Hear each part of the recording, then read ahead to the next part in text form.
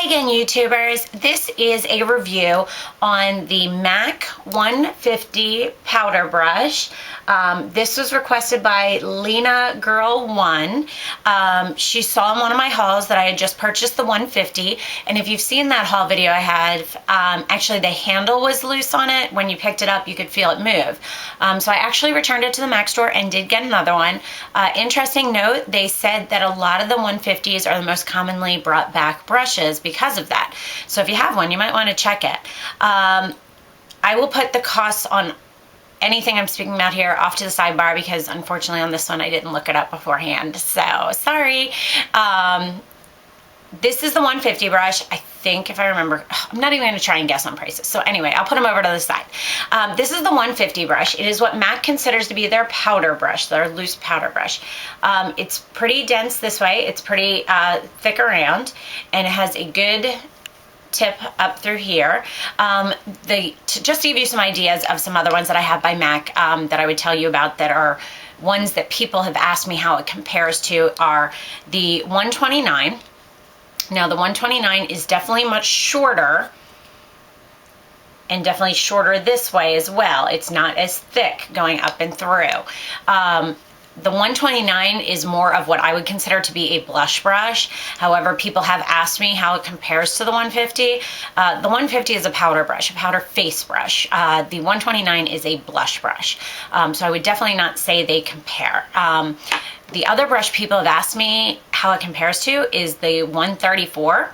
This is the MAC 134. This is for bronzing. This is for getting in that hollows of your cheek and just buffing through your nose, on your chin, things like that. If you look at the differences here, do you see how flat the 134 is in this hand and how round the 150 is here? Also, looking at it, do you see the difference in how wide? The 134 actually fans over this way, which the 150 fans, but it goes up and fans. It stays very compact, whereas the 134 is very fanned out in a much wider shaping. So I would not say that any brush that MAC has really compares. Actually, you know what else I have? Here we go. I'll tell you about this one too. This is the 138. The 138, if you see, is definitely a more pointed and tapered brush, but it's the closest one as far as I would say size-wise going in this way.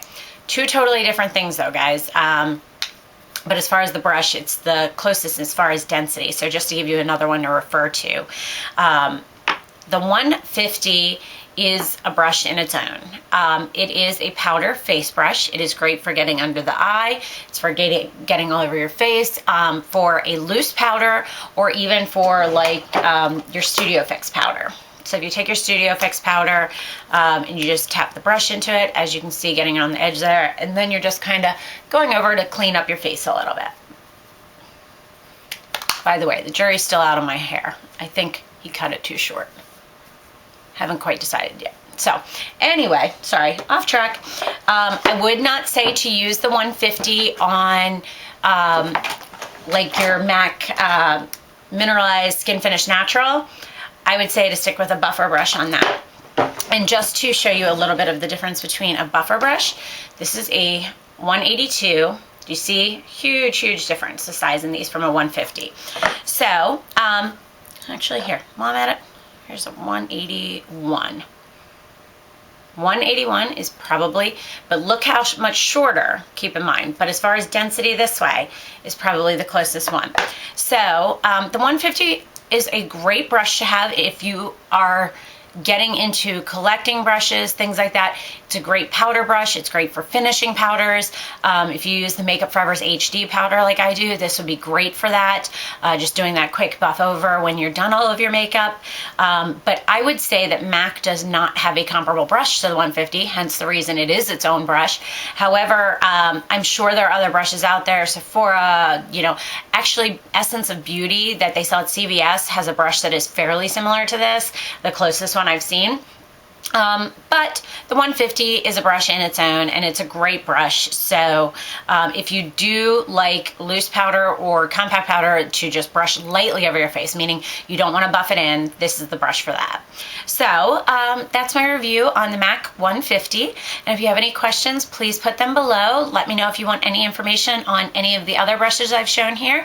And again, I'll post all the prices over to the side, and you can get them at maccosmetics.com. You can get them at a MAC store or a MAC counter at any of your department stores.